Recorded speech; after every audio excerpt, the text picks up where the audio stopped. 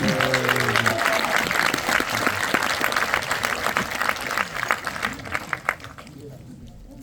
everyone, I'm Emily Longretta, the Director of Features at Variety, and I am very, very excited to bring out the cast and creators of Shrinking.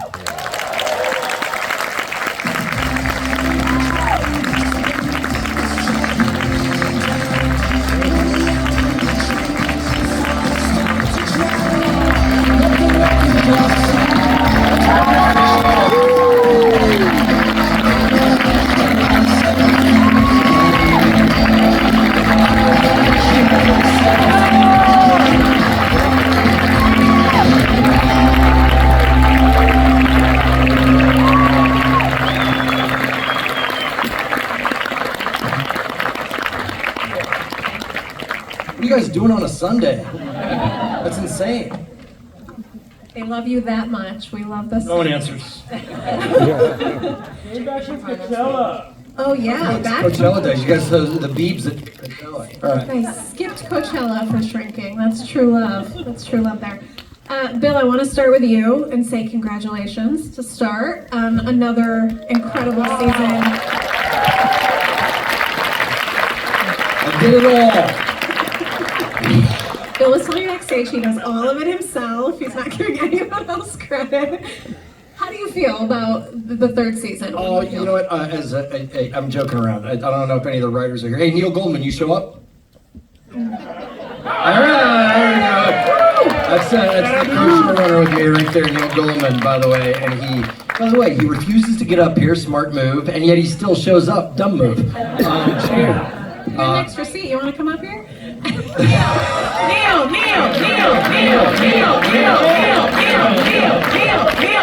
Our torture, he's with relatives too, by the way. I can't. Your little boy is so talented.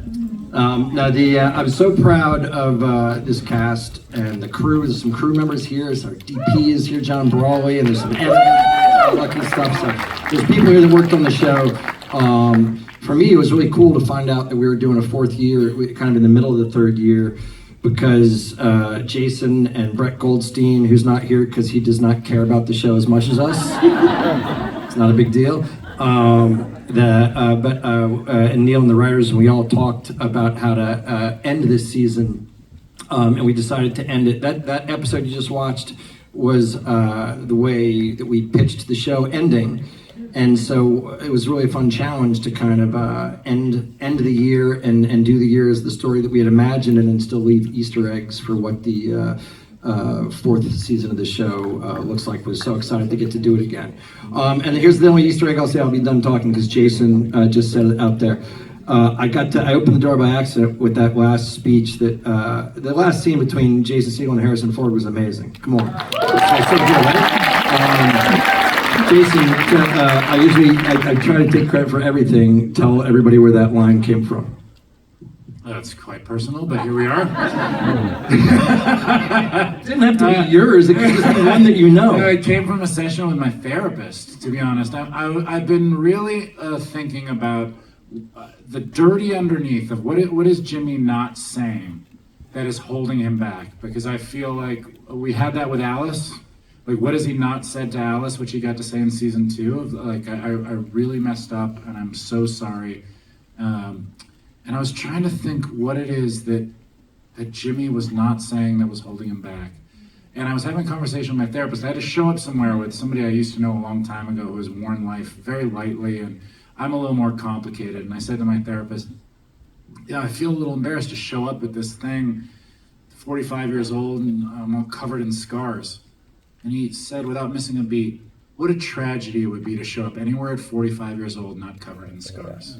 And I texted Bill and Neil immediately, and I said, this is what he hasn't been saying. Who's gonna want me now? I'm all messed up. And it was really exciting to get to, it's like the alchemy of that then being part of the show is a beautiful thing. It's like magic. You just gave me goosebumps. And I thought that Bill made up that line. That's because that's what he's been telling that's what I tell everybody. I thought he was a genius. But I was just using somebody's leftover dialogue. That's the secret, actually, is to just learn from the therapist that you guys all go to. Jason, I do want to ask you a little bit getting into this. Going into the third season, what was your hope different than the first two seasons? And going in, you thought this was going to be the final, right? Yeah, I think so. I mean, I also think, if I'm honest, we were all having such a good time and we all get along so well, and everyone's killing it and coming in, like, giving the performances of everyone's life. And I had a little hunch that people were going to want to see more of it. I was glad that turned out to be true. That was in the back of my head, like, we're really going to end something. Look, you make a lot of stuff. I'm 46 years old now. Like, I've made stuff, and you go into all of it with the same idea. You're going to nail it, and it's going to be great. Some turns out good, and some turns out bad. And when you have something, we were just texting about it the other night, it's really rare. We all get along with each other. We all care deeply about the material. And also, the thing that we're making turned out not to just be funny or fun, but also it seems to have meaning to people. So I don't think that you stop that flippantly. It's rare. But yeah, I guess I wanted to get to the end of this arc. Jimmy's been really dealing with this grief. I think you deal with it your whole life, but I wanted to find out, like, could we get Jimmy to the place where he was ready to take it for a spin a little bit? I'll tell you a really brief thing. I don't want to talk too much because I have an amazing cast who should talk. But I saw this tightrope walker, Philippe Petit, the guy who walked between the Twin Towers. And I was listening to him speak, and somebody said to him, what was it like to walk on the wire?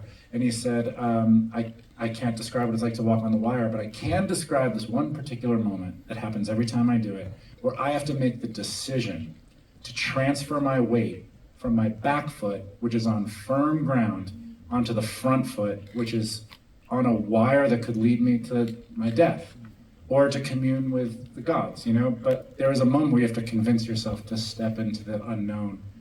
And that, to me, is what the last scene of the show is a guy transferring his weight forward.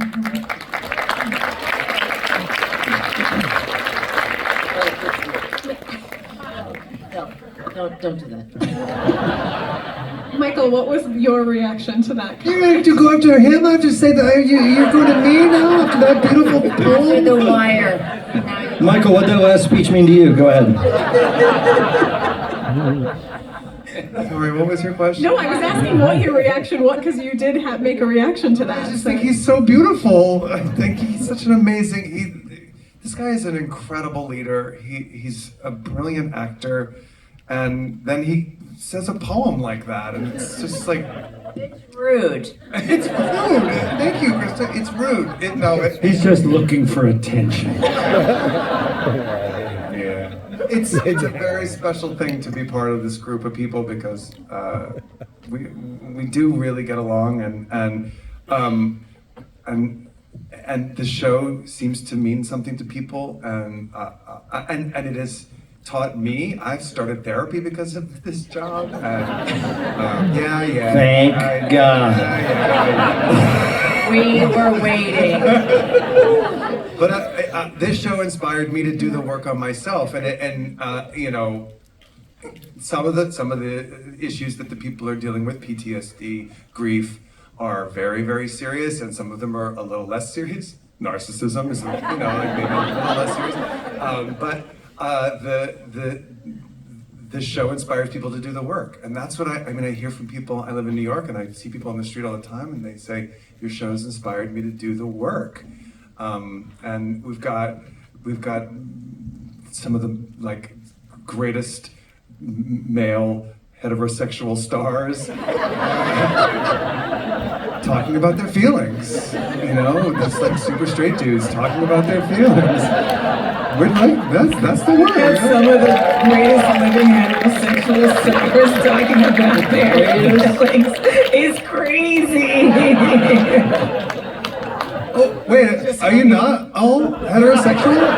I'm sorry. I thought you guys were. Oh my! No, listen. In your own time. In your own time.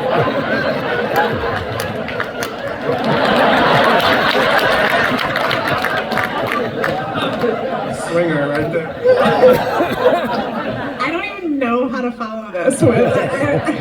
You've thrown me completely off. Harrison, I was going to go to you and ask you about, yes, please let's give it up for Christa.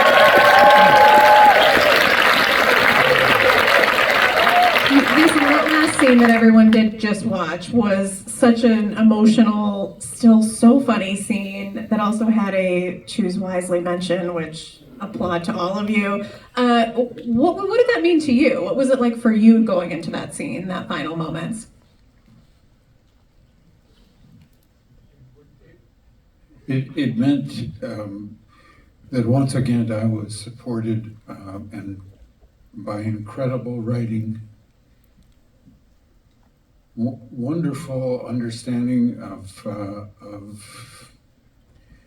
complex humanity, and an actor to work with that is a dream. It's just another one of the endless opportunities I have been given by this show, by these writers. To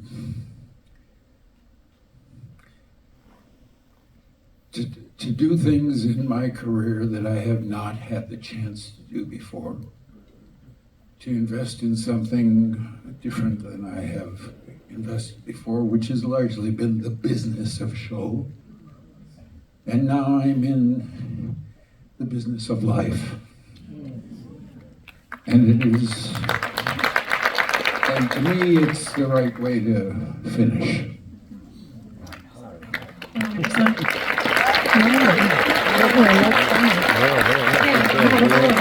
guys are all just delivering. Michael, how are you going to follow that? You know, when I wrote that speech about scars. Do Luke. Watch Luke, go Luke. He's the most eloquent of all of us. Watch this. By the way, I'm going to do this as just to give somebody a second to breathe before they have to talk after Harrison. Will you do me a favor, because one of the cool things about this, we never get to say enough about it. If you're, whether it's casting or production design or editing or DP or Devin and Rachel Stubbing, will you raise your hand if you work on this show? So,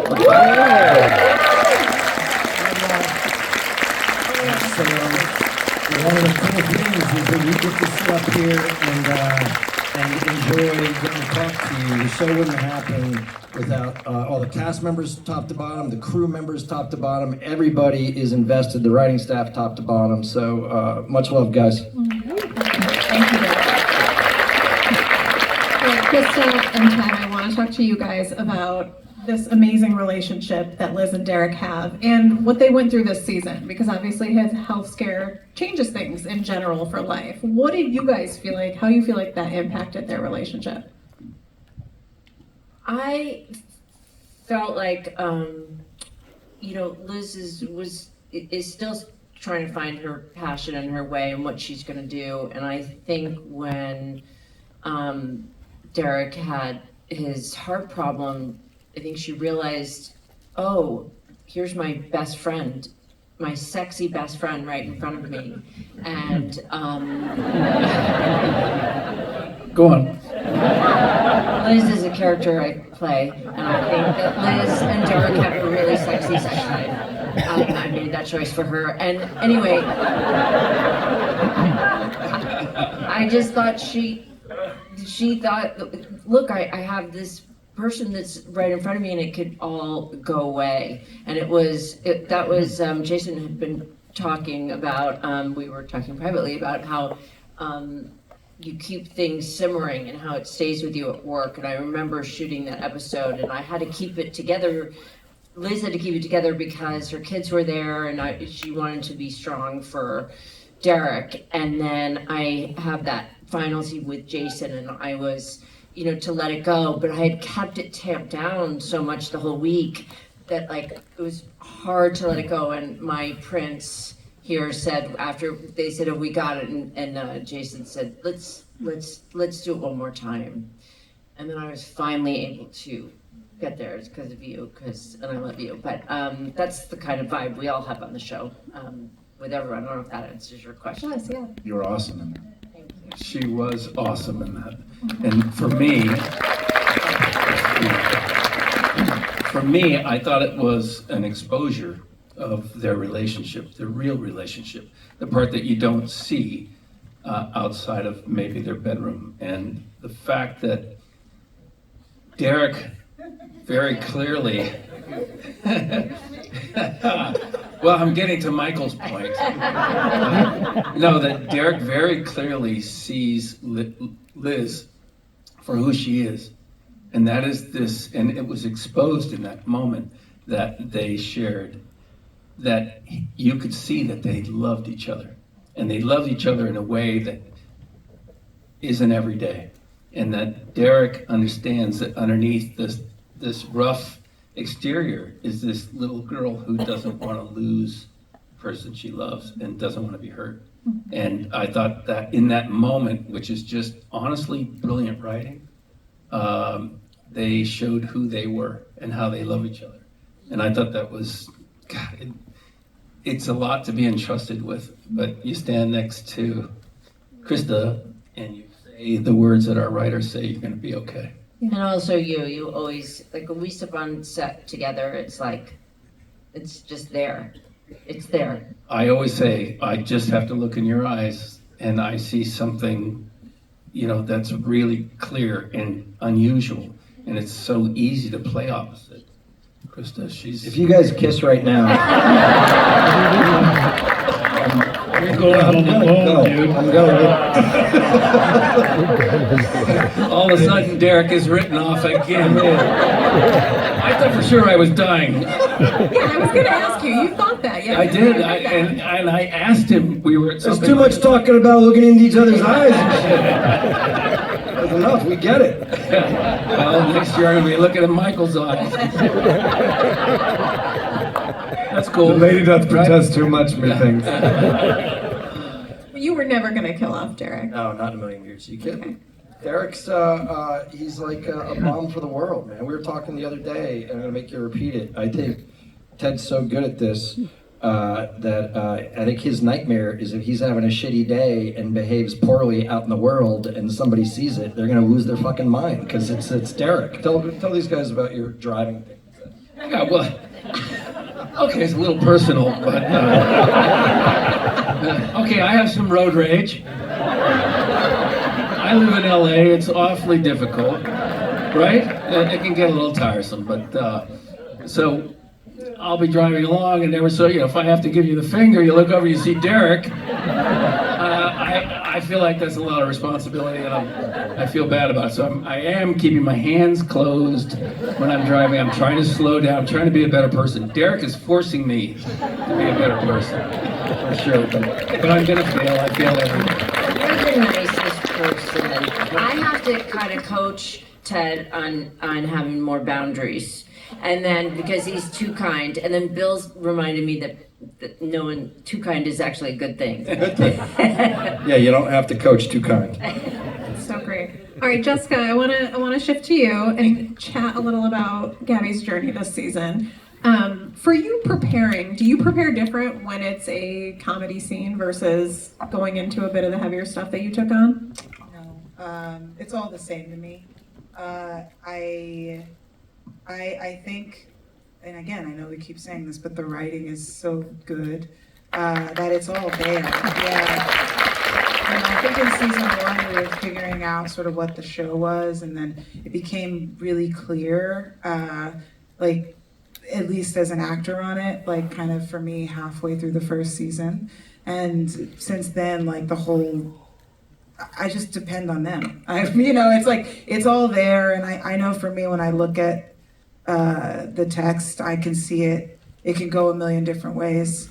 One line could be funny and one line could be really sad. It doesn't matter. It's all the same. It's just kind of coming in with ideas and shooting what was written, looking at the person in front of you and just kind of listening to them, but also having ideas and bringing them to the table no matter what. But mostly there is always this sort of 10 minutes that are always kind of scary, and it's trying to figure out what the scene is. You have a few takes where you're just trying to get the scene going and get it on its legs.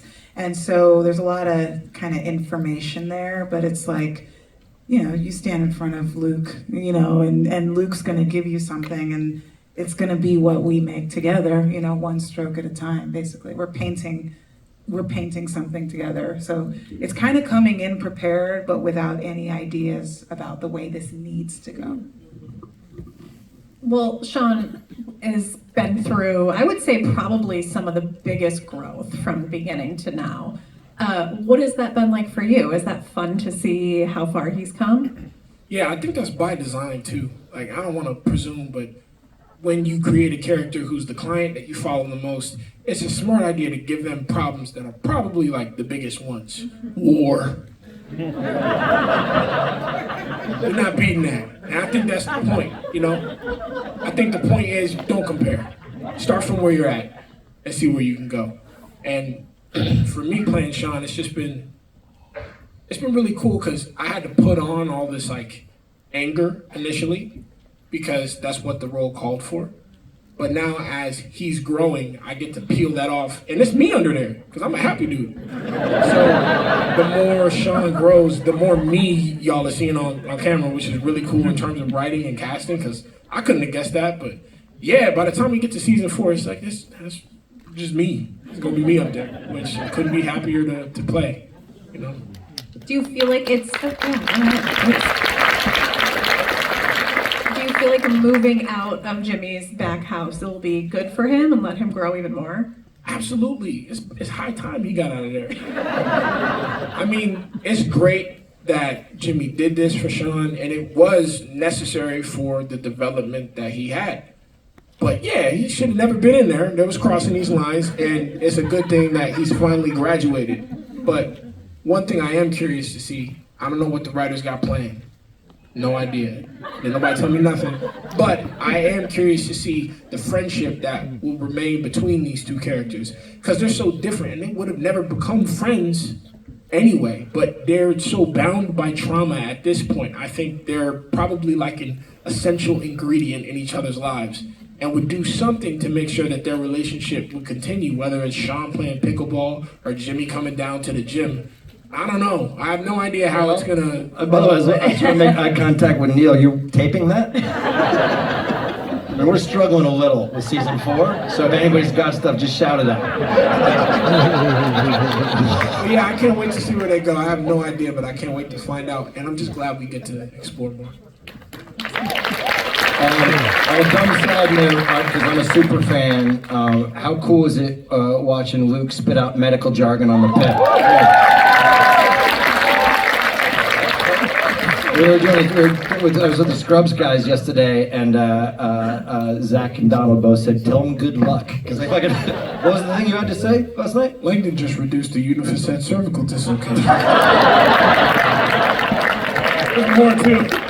Cover your seatbelt. Lukita, Alice has also been on quite a journey, and now she's taking a big leap forward. How do you feel about what's next for her? I love what you just said about feeling like you, I feel in a similar position. In season 1, I think that Alice has obviously like this mountain of grief in front of her, and I view her as somebody that's very intuitive and has this like clarity. I feel like she knows the direction that she's going to move in. She's like a really strong inner compass, but I think she's it comes out angry in the first couple of seasons, and in this season 3 I like that it felt more like me a little bit, and it felt yeah, she wasn't carrying so much on her shoulders, I guess, and feeling this forward momentum. I'm very excited. I hope she is in Connecticut. I hope she hangs out with Paul. I hope she's calling Dad all the time. Yeah, and who knows, season 4, tell us. What's gonna happen? I mean, do you want to tell anything? You want to share? No, come on, guys. I will tell you. All right, I will tell you, because if you're here and you're a fan of the show, one of our favorite things in the writing staff is look, we go on social media. We're hoping people dig the show, and we like engaging with the fans. And we were lucky enough to find out that we were doing another season while we're still in the middle of this one. So we did leave a bunch of Easter eggs of stuff that we have to resolve and have to continue, you know, and that's just for us building the basis of kind of storytelling and character. And so it makes us very happy when people say things like, Gabby hasn't dealt with the pain of blah, blah, blah, you know, and they're upset. And we're like, yeah, no shit. I remember it happened with Jessica because we all knew and by the way, she was super additive with this. We all knew in the writer's room that we had to kick. The main reason Brett Goldstein played Lewis is I wanted to see him without his beard. So it makes him really uncomfortable. And also Jason Champion. I mean, he's a good actor, whatever. But we knew he had to leave this world, and it was a gift to us that Gabby hadn't said how she really felt, you know, about him. And we knew going into, you know, season 3, and she killed it, that she would be the character to say, get the fuck out of here. You know what I mean? And so I think we put enough things in there that if you're an astute fan of the show, you'll catch them. I will tell you the one Easter egg no one caught this year. There is a actual Raiders of the Lost Ark prop hidden in the storage room of Harrison Ford Paul's character when Jimmy and Meg are in there looking for stuff. So go back there and look for it. It's pretty cool. May I just say one thing about social media? Because I've been a little bullied about not giving Brian a rock. I wasn't gonna bring it up, but and people come up to me on the street and hear and say, "Why won't you give Brian a rock?" Writers wanted to have you give him a rock, and you said you wouldn't give Michael a rock. That's true. They didn't even. Oh no! I brought you a rock. That's a hard gift.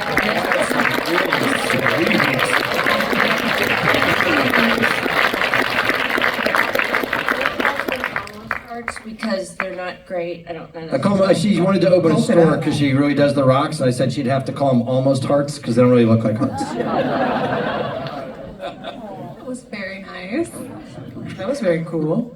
I feel this kind of devalues the rock that I It doesn't. Am I not willing to feel that? No, it doesn't. And yours is bigger. I rock. Yes.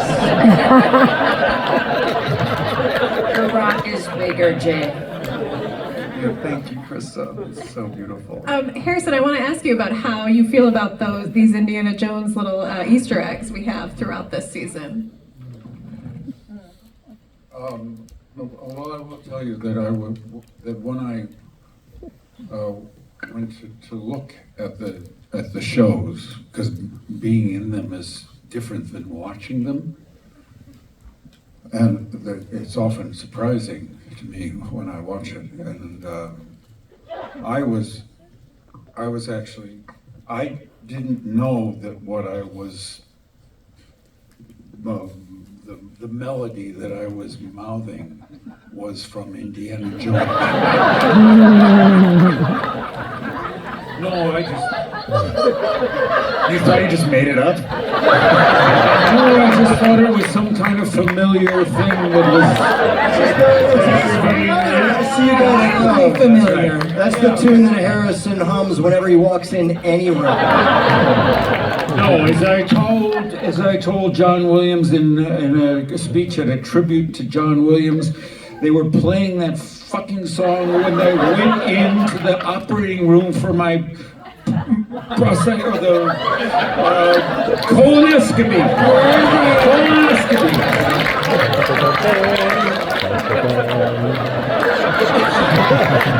So we'll suggest you.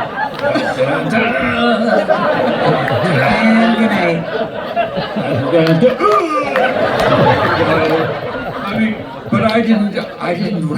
I saw that and I thought, oh shit, that's. But you guys knew that. And I have never my colonoscopy song.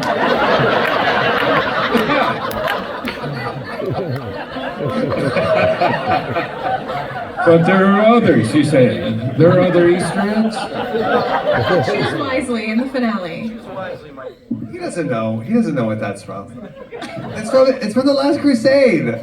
What?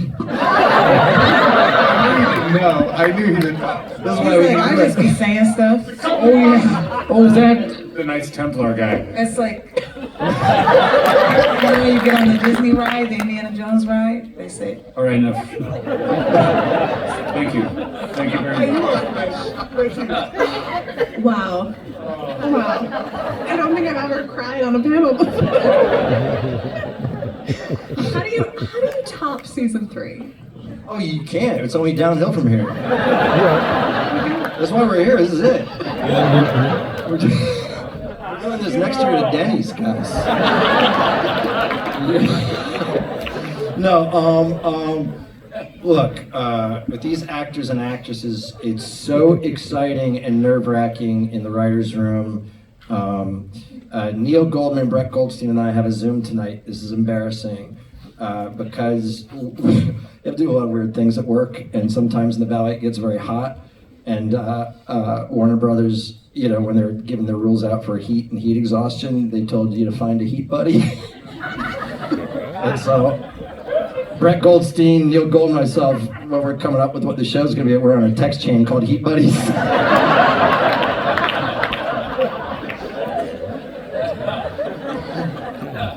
And there's a Heat Buddy Zoom tonight.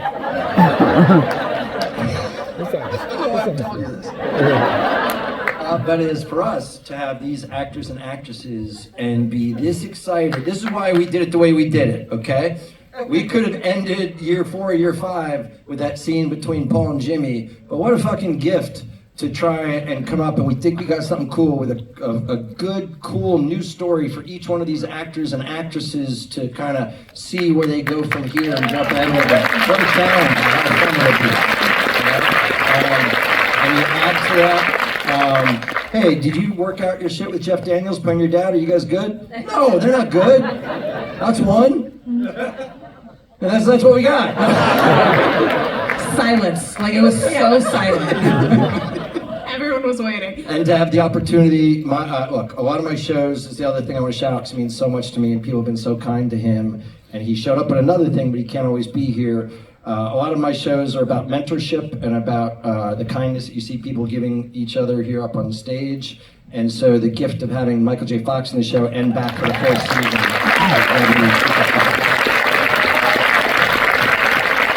I do want to ask you, and Harrison, if you want to mention that, just kind of what that was like. What was that? I mean, bringing that in, especially bringing in talking about Parkinson's in such a real, relatable way. I'm going to defer to Harrison, except to give him a compliment in that it is a burden to play a real condition as an actor. I have no idea what that would be like and how you'd have to put yourself out there. I can't do justice to how serious Harrison takes that responsibility and how Neil and I and the writers will send him, you know, research and videos of where his character would be. And by the way, to watch him takes and have him come over when you're directing and say, you know, how are my tremors? Were they there? Were they in the correct hand?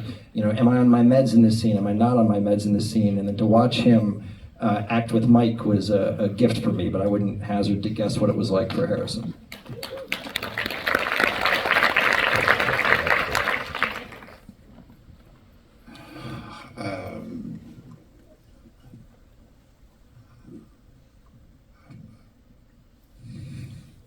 Michael is a remarkable human being, regardless of his disease. He is an incredibly thoughtful, compassionate, wise, gentle person with great power. Great power. And I don't know the man. I hardly know him. I mean, he's been very generous in extending friendship to me. But I really don't know him, and you do.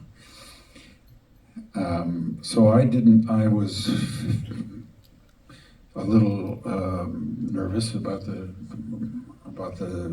meeting him, but he was so generous and so kind to me.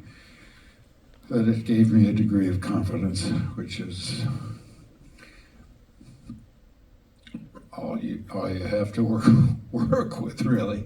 And I'm very grateful to him. I'm very grateful to you for introducing that complication to the character I play, because that makes the difference between what I have done my whole career and the change now that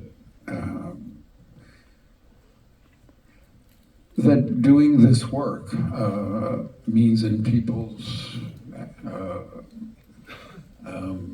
sense of who I am. And I am glad to come to the point where this is who I am, and that was who I was. But this is nurturing for me as an actor, and I feel the effect when it's changed the way people relate to me on the street, and that's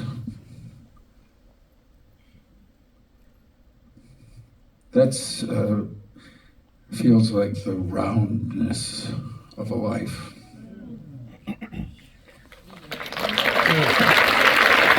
I'm going to ask the last question, and then it's going to be